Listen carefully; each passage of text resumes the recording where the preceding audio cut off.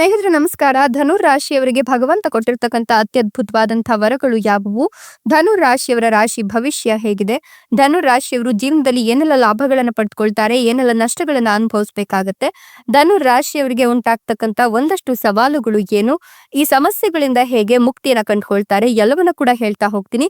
ಅದಕ್ಕಿಂತ ಮೊದಲು ನೀವು ಕೂಡ ಧನುರ್ ರಾಶಿಯವರಾಗಿದ್ರೆ ಈಗಲೇ ವಿಡಿಯೋಗೊಂದು ಲೈಕ್ ಕೊಟ್ಟು ಪ್ರತಿದಿನ ದಿನ ಭವಿಷ್ಯ ತಿಳಿಯಲು ನಮ್ಮ ಚಾನೆಲ್ ಅನ್ನ ಸಬ್ಸ್ಕ್ರೈಬ್ ಮಾಡಿ. ಹಾಗೆ ಬೇಗನೆ ನಮ್ಮ ವಿಡಿಯೋದ ನೋಟಿಫಿಕೇಶನ್ ಪಡೆಯಲು ಬೆಲ್ ಬಟನ್ ಕ್ಲಿಕ್ ಮಾಡಿ ಆಲ್ ಅಂತ ಕ್ಲಿಕ್ ಮಾಡ್ಕೊಳ್ಳಿ. ನಿಮ್ಮ ಜೀವನದ ಸಕಲ ಸಮಸ್ಯೆಗಳಾದಂತಹ ಸತಿಪತಿ ಕಲಹ, ಪ್ರೀತಿಯಲ್ಲಿ ಮೋಸ, ಭೂಮಿ ವಿಚಾರ, ಕೋರ್ಟ್ ಕೇಸ್, ವ್ಯಾಪಾರ, ಹಣಕಾಸಿನ ತೊಂದರೆ, ಸಾಲಬಾಧೆ, ಸ್ತ್ರೀಯರ ಗುಪ್ತ ಸಮಸ್ಯೆ, ಹೀಗೆ ಹಲವಾರು ಸಮಸ್ಯೆಗಳಿಗೆ ಶಾಶ್ವತ ಪರಿಹಾರ ಮಾಡಿಕೊಡ್ತಾರೆ. ಡಿಸ್ಪ್ಲೇ ಮೇಲೆ ಕಾಣ್ತಕ್ಕಂಥ ಗುರುಜಿ ನಂಬರ್ಗೆ ಒಮ್ಮೆ ಕರೆ ಮಾಡಿ ನೋಡಿ. ಹೌದು, ಧನು ರಾಶಿಯವರ ರಾಶಿ ಭವಿಷ್ಯ ಅತ್ಯದ್ಭುತವಾಗಿದೆ ಅಂತ ಹೇಳಿದ್ರೆ ತಪ್ಪಾಗ್ಲಿಕ್ಕಿಲ್ಲ.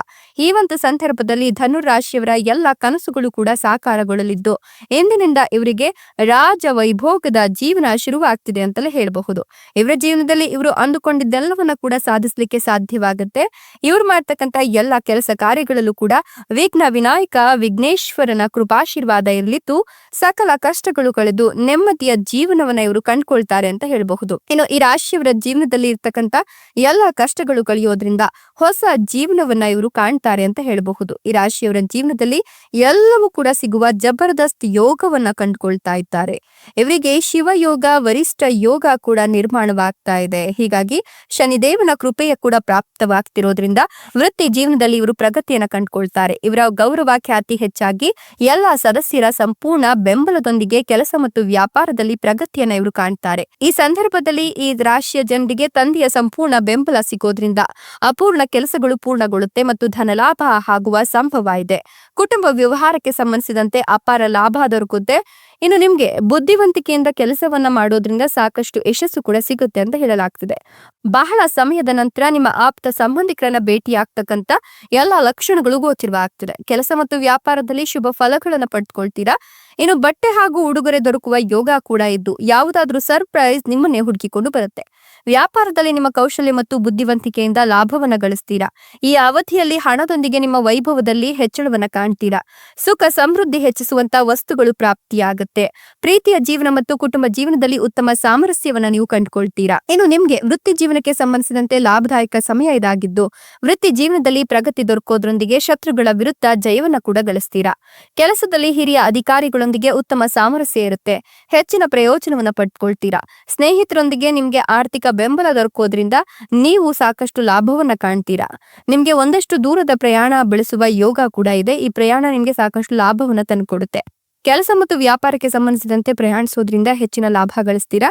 ನಿಮ್ಮ ಸುಖ ಸಮೃದ್ಧಿ ಹೆಚ್ಚಾಗ್ತಾ ಹೋಗುತ್ತೆ. ಹೊಸ ಮನೆ ಅಥವಾ ವಾಹನವನ್ನ ಖರೀದಿಸಬೇಕು ಅನ್ನೋ ನಿಮ್ಮ ಕನಸು ನನಸಾಗುತ್ತೆ. ಆಪ್ತ ಸಂಬಂಧಿಕರನ್ನ ಭೇಟಿಯಾಗುವ ಅವಕಾಶ ಸಿಗೋದ್ರಿಂದ ನಿಮ್ಮ ಸಮಸ್ಯೆಗಳು ಒಂದಷ್ಟು ಕಡಿಮೆ ಆಗ್ತಾ ಹೋಗುತ್ತೆ.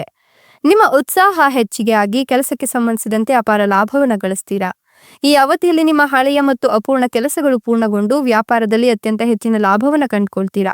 ವಿದೇಶಕ್ಕೆ ಸಂಬಂಧಿಸಿದ ಕೆಲಸಗಳಲ್ಲಿ ಯಶಸ್ಸು ದೊರಕುವ ಯೋಗ ಇದ್ದು ನಿಮಗೆ ಹೊಸ ವಾಹನವನ್ನ ಖರೀದಿಸುವ ಎಲ್ಲ ಲಕ್ಷಣಗಳು ಕೂಡ ಗೋಚರವಾಗ್ತಿದೆ. ಇನ್ನು ವಿದ್ಯಾರ್ಥಿಗಳು ಶಿಕ್ಷಣಕ್ಕೆ ಸಂಬಂಧಿಸಿದ ಕ್ಷೇತ್ರದಲ್ಲಿ ಪ್ರಗತಿಯನ್ನು ಗಳಿಸ್ತಾರೆ. ಇದರೊಂದಿಗೆ ಉನ್ನತ ಶಿಕ್ಷಣಕ್ಕೆ ಸಂಬಂಧಿಸಿದಂತೆ ಶುಭ ಫಲಗಳು ಪ್ರಾಪ್ತಿಯಾಗುವ ಯೋಗ ಕೂಡ ಇದೆ. ನಿಮ್ಮ ಪ್ರೀತಿಯ ಜೀವನ ಉತ್ತಮವಾಗಿರ್ಲಿದ್ದು ಮಕ್ಕಳಿಂದ ನಿಮ್ಗೆ ಸಿಹಿ ಸುದ್ದಿ ಅಥವಾ ಉತ್ತಮ ಸುದ್ದಿ ಅನ್ನೋದು ಸಿಗ್ತಾ ಹೋಗುತ್ತೆ. ನಿಮ್ಮ ಬುದ್ಧಿ ಮತ್ತು ಜ್ಞಾನದಿಂದ ಲಾಭವನ್ನ ಗಳಿಸ್ತೀರಾ. ಸರ್ಕಾರಿ ಕೆಲಸಗಳಿಗೆ ಸಂಬಂಧಿಸಿದಂತೆ ಬಹಳ ಶುಭ ಸಮಯ ಇದಾಗಿದೆ. ನಿಮ್ಮ ಸಾಮಾಜಿಕ ಕ್ಷೇತ್ರದಲ್ಲಿ ಅಪಾರ ಲಾಭ ಗಳಿಸ್ತೀರಾ. ಕೆಲಸ ಮತ್ತು ವ್ಯಾಪಾರಕ್ಕೆ ಸಂಬಂಧಿಸಿದಂತೆ ಅತ್ಯಂತ ಹೆಚ್ಚಿನ ಲಾಭ ದೊರಕುವ ಯೋಗ ಕೂಡ ಇದೆ. ಯಾವುದಾದ್ರೂ ಉಡುಗೊರೆ ಅಥವಾ ಗೌರವ ಖ್ಯಾತಿಯ ಪ್ರಾಪ್ತಿ ಕೂಡ ಆಗತ್ತೆ. ಆಸ್ತಿಗೆ ಸಂಬಂಧಿಸಿದ ಕೆಲಸವನ್ನ ಮಾಡ್ತಕ್ಕಂಥವ್ರು ಉತ್ತಮ ಲಾಭವನ್ನ ಕಂಡುಕೊಳ್ತಾರೆ. ಪಾಲುದಾರಿಕೆಯಲ್ಲಿ ಮಾಡಿದಂತಹ ವ್ಯವಹಾರದಿಂದ ಹೆಚ್ಚಿನ ಪ್ರಯೋಜನವನ್ನ ಕಾಣ್ತೀರಾ.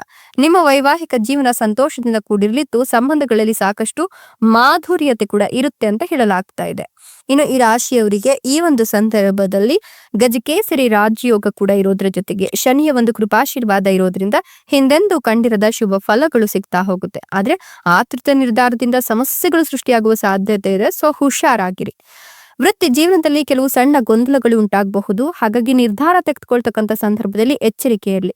ಹಣದ ವಿಷಯದಲ್ಲಿ ನಿಧಾನಗತಿ ಇದ್ರೆ ಬಜೆಟ್ ಮರುಪರಿಶೀಲನೆ ಮಾಡಿದ್ರೆ ತುಂಬಾನೇ ಒಳ್ಳೆಯದಾಗುತ್ತೆ. ಹೂಡಿಕೆಗೆ ಯಾವುದೇ ಕಾರಣಕ್ಕೂ ಅವಸರ ಮಾಡೋಕ್ ಹೋಗ್ಬೇಡಿ.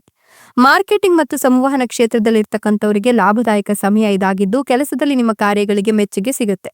ಸ್ನೇಹಿತರ ಸಹಾಯದಿಂದ ಹಣಕಾಸು ಸಮಸ್ಯೆಗಳು ಬಗೆಹರಿಯುತ್ತೆ. ಸಹೋದ್ಯೋಗಿಗಳೊಂದಿಗಿನ ಪ್ರವಾಸದ ಯೋಜನೆಗಳನ್ನ ನೀವು ಮಾಡೋದ್ರಿಂದ ನಿಮ್ಗೆ ಒಳಿತಾಗತ್ತೆ. ಇನ್ನು ನಿಮ್ಗೆ ಮತ್ತೆ ಮಹಾಲಕ್ಷ್ಮಿಯ ಅನುಗ್ರಹ ಕೂಡ ಇದೆ. ಕಚೇರಿಯಲ್ಲಿ ಜವಾಬ್ದಾರಿಗಳು ಹೆಚ್ಚಾಗೋದ್ರಿಂದ ತಾಳ್ಮೆಯಿಂದ ಕೆಲಸ ನಿರ್ವಹಿಸಿದಷ್ಟು ನಿಮ್ಗೆ ಒಳಿತಾಗತ್ತೆ. ಆಸ್ತಿ ಖರೀದಿ ಅಥವಾ ಹೂಡಿಕೆಗೆ ಸಂಬಂಧಿಸಿದಂತೆ ಹಿರಿಯರ ಸಲಹೆ ಪಡ್ಕೊಳ್ಳೋದು ಒಳ್ಳೆಯದು.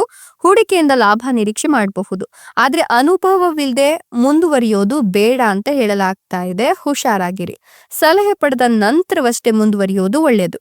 ನಿರುದ್ಯೋಗಿಗಳ ಪ್ರಯತ್ನದಿಂದ ಉತ್ತಮ ಕೆಲಸ ಪಡ್ಕೊಳ್ಳೋಕೆ ಸಾಧ್ಯ ಆಗತ್ತೆ. ಕೊಂಚ ಸವಾಲುಗಳನ್ನು ಎದುರಿಸಬೇಕಾಗತ್ತೆ, ಆದ್ರೆ ತಲೆ ಕೆಡಿಸ್ಕೊಳ್ಳಕ್ ಹೋಗ್ಬೇಡಿ. ಇನ್ನು ನೀವು ಈ ಸಮಯವನ್ನ ಯಾವುದಕ್ಕೋಸ್ಕರ ಬಳಸ್ಕೊಳ್ತೀರಾ ಅನ್ನೋದ್ರ ಬಗ್ಗೆ ಯೋಚನೆಯನ್ನ ಮಾಡಿ. ಯಾವುದೇ ವಿಚಾರಗಳನ್ನ ಮಾಡುವಾಗ ಅಥವಾ ಯಾವುದೇ ವಿಚಾರಗಳಿಗೆ ನೀವು ಕೆಲವೊಂದಿಷ್ಟು ನಿರ್ಧಾರಗಳನ್ನು ತೆಗೆದುಕೊಳ್ಳುವಾಗ ಒಂದಲ್ಲ 100 ಬಾರಿ ಯೋಚಿಸಿ ಆ ಕೆಲಸಗಳಿಗೆ ನೀವು ಕೈ ಹಾಕಬೇಕಾಗತ್ತೆ. ಈ ಒಂದು ಸಂದರ್ಭದಲ್ಲಿ ನೀವು ಎಷ್ಟು ನಿರ್ಧಾರಗಳನ್ನ ಯಾವ ರೀತಿ ತೆಗೆದುಕೊಳ್ತೀರಾ ಅನ್ನೋದ್ರ ಮೇಲೆ ನಿಮ್ಮ ಜೀವನ ಒಂದಷ್ಟು ಲಾಭವನ್ನ ಹಾಗೆ ಒಂದಷ್ಟು ನಷ್ಟವನ್ನ ತಂದುಕೊಡುತ್ತೆ ಅಂತ ಹೇಳಬಹುದು. ಜೀವನದಲ್ಲಿ ಉದ್ಭವಿಸ್ತಕ್ಕಂಥ ಸಮಸ್ಯೆಗಳಿಗೆ ಮುಕ್ತಿಯನ್ನು ಸಿಗ್ಬೇಕಂದ್ರೆ ಗ್ರಹ ದೋಷಗಳು ನಿವಾರಣೆ ಆಗ್ಬೇಕು. ಹೀಗಾಗಿ ನೀವು ಯಾವುದೇ ಕೆಲಸ ಕಾರ್ಯಗಳನ್ನ ಮಾಡಿದ್ರೂ ಕೂಡ ಸ್ವಲ್ಪ ಯೋಚಿಸಿ ತಾಳ್ಮೆಯಿಂದ ಕೂತು ಅದನ್ನ ಪರಿಶೀಲನೆ ನಡೆಸಿ ಆನಂತರ ಮಾಡೋದು ಒಳ್ಳೆಯದು. ಇನ್ನು ನಿಮ್ಗೆ ಒಂದಷ್ಟು ತಜ್ಞರ ಸಹಾಯವನ್ನ ಪಡೆಯೋದು ಉತ್ತಮ ಅಂತ ಹೇಳಲಾಗ್ತಾ ಇದ್ದು ನಿಮ್ಮ ಜೀವನ ಶೈಲಿ ಕೂಡ ಸುಧಾರಣೆಯನ್ನ ಕಾಣುತ್ತೆ. ಒಂದಷ್ಟು ಆಚರಣೆಗಳು ಸರಿಯಾಗಿದ್ವು ಅಂತ ಹೇಳಿದ್ರೆ ನಿಮ್ಮ ಶ್ರಮಕ್ಕೆ ತಕ್ಕ ಪ್ರತಿಫಲ ಸಿಗುತ್ತೆ. ಸಾಲ ಮಾಡ್ತಕ್ಕಂಥ ಪರಿಸ್ಥಿತಿ ಎದುರಾದ್ರೆ ಖಂಡಿತವಾಗಿಯೂ ಕೂಡ ಸಾಲ ಮಾಡಕ್ ಹೋಗ್ಬೇಡಿ. ಸ್ವಲ್ಪ ಪರಿಸ್ಥಿತಿಯನ್ನ ನಿಭಾಯಿಸ್ಕೊಳ್ಳಿ. ಇನ್ನು ಪದೇ ಪದೇ ಅನಾರೋಗ್ಯಕ್ಕೆ ಒಳಗಾಗ್ತಾ ಇದ್ರೆ ಈ ಒಂದು ಸಂದರ್ಭದಲ್ಲಿ ನಿಮ್ಮ ಆರೋಗ್ಯದ ಕಡೆ ಕೂಡ ನೀವು ಗಮನವನ್ನ ಕೊಡಬೇಕಾಗತ್ತೆ. ಯಾಕಂದ್ರೆ ಜೀವನದಲ್ಲಿ ಇದಕ್ಕಿಂತ ಕೆಟ್ಟ ಸಂದರ್ಭಗಳು ಕೂಡ ಎದುರಾಗ್ತಕ್ಕಂಥ ಎಲ್ಲ ಲಕ್ಷಣಗಳು ಗೋಚರವಾಗ್ತಾ ಇದ್ದು ಸಾಧ್ಯವಾದಷ್ಟು ಆರೋಗ್ಯದ ಬಗ್ಗೆ ನಿರ್ಲಕ್ಷ್ಯನ ಮಾಡಕ್ ಹೋಗ್ಬೇಡಿ.